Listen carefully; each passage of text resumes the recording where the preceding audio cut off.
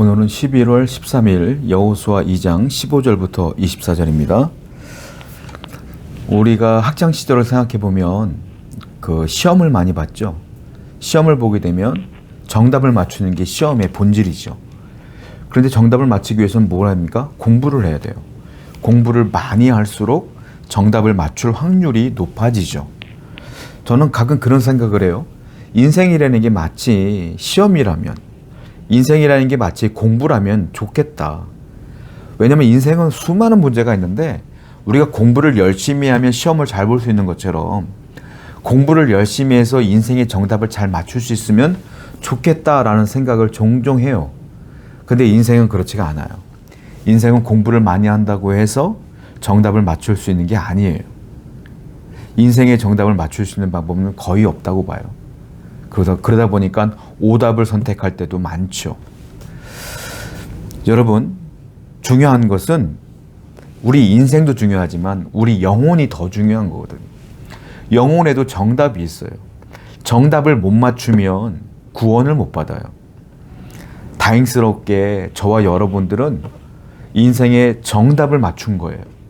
우리의 구원의 문제의 정답은 오직 예수님께 있음을 알아서 그 정답을 맞춘 겁니다. 근데 이단에 빠진 분들은 오답을 맞춘 거예요. 그래서 그들의 인생은 참으로 어렵고 불쌍한 겁니다. 그 영혼의 구원이 없기 때문이죠. 오늘 성경을 보게 되니까 라합에 대한 이야기가 계속 나오는데요. 라합이 두 정탐꾼을 숨겨주면서 탈출까지 시켜줍니다.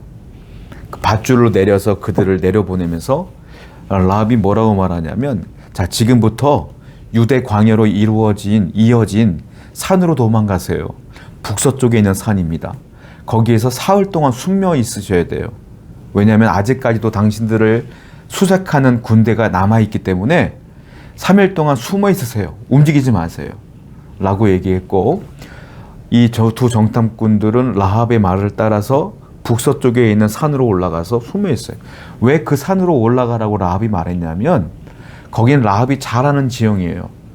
거기는 협곡이 많고 계곡이 많고 산이 있고 그리고 동굴이 많아요. 숨어 있을 곳이 많기 때문에 라합은 걸리 도망가라고 말한 겁니다. 라합의 말을 듣고 이 두 정탐꾼들은 따라갔죠. 희한하죠? 라합의 말을 듣고 따라갈 이유가 뭐가 있겠어요? 이들은 알았던 거예요. 이 모든 것들이, 지금까지 이루어진 모든 것들이 하나님의 섭리 가운데 있음을 알았던 거예요. 그래서 하나님은 라합을 통해 일하고 있는 것을 그들은 깨달았기 때문에 라합의 말을 들은 거예요. 여러분, 우리는요, 정답을 맞출 수가 없다니까요. 그러니까 항상 뭘 해야 되냐면 하나님의 도움을 구해야 돼요.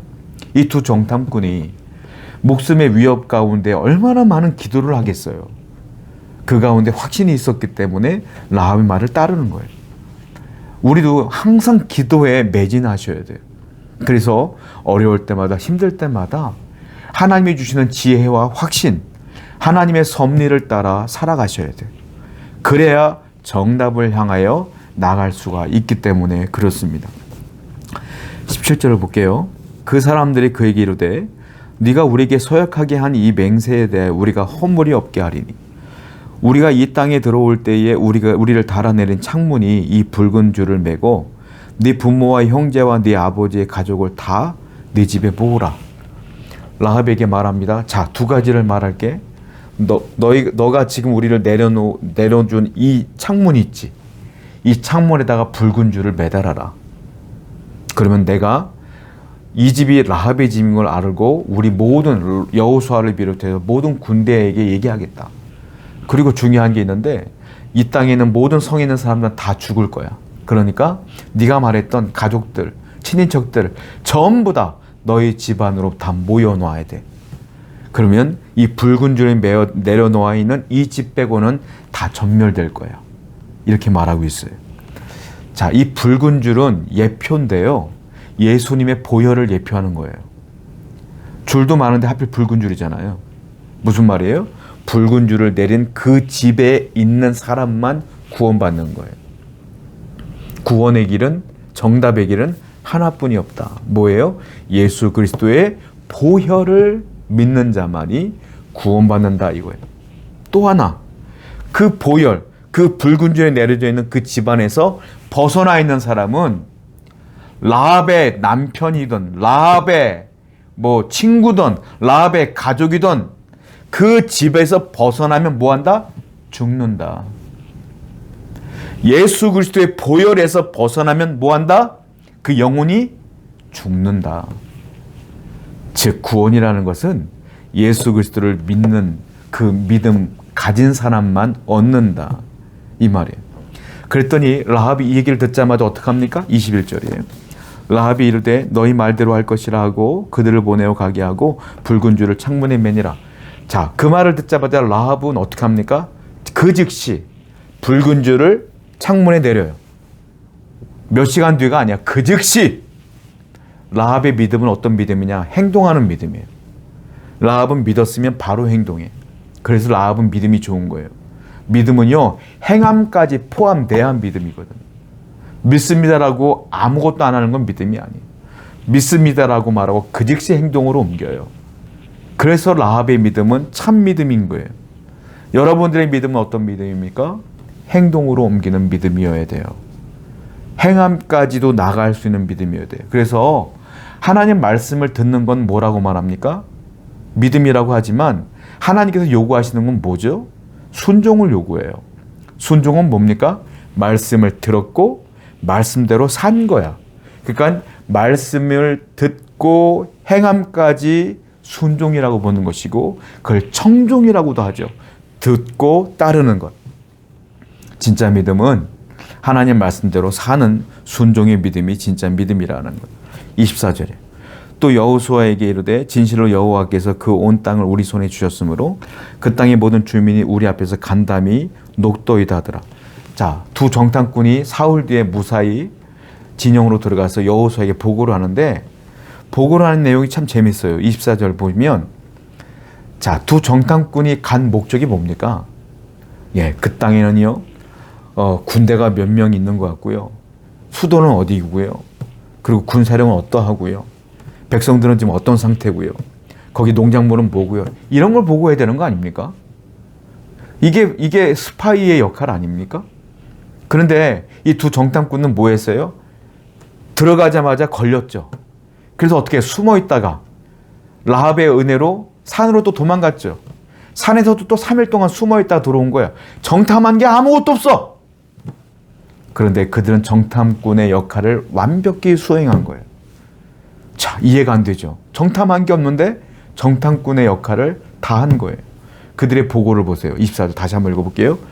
진실로 여호와께서 그 온 땅을 우리에게 주셨으므로 그 땅의 모든 주민이 우리 앞에서 간담이 녹도이다. 하나님이 이미 일하고 있음을 본 거예요.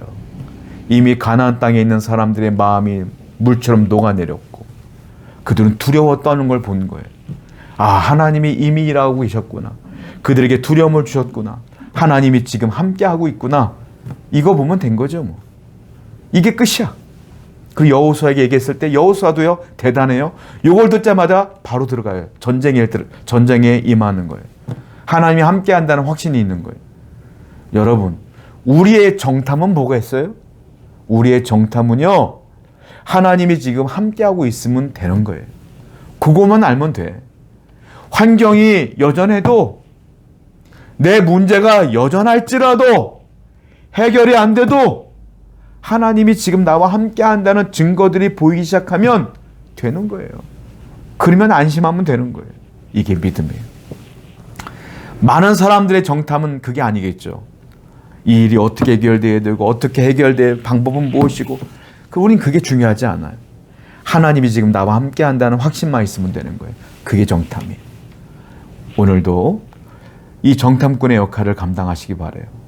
문제가 여전할지라도 여전히 낙담된 환경이 있을지라도 절망스러운 어려움이 있을지라도 그 와중에 하나님이 나와 함께 한다는 증거들이 보이면 감사하시고 평안하시고 안심하시는 여러분 되기를 축원드립니다. 기도합니다. 하나님이 지금 나와 함께 한다는 확신을 갖고 살아가는 모든 성도 되게 해 주시옵소서. 예수님의 이름으로 기도드렸습니다. 아멘.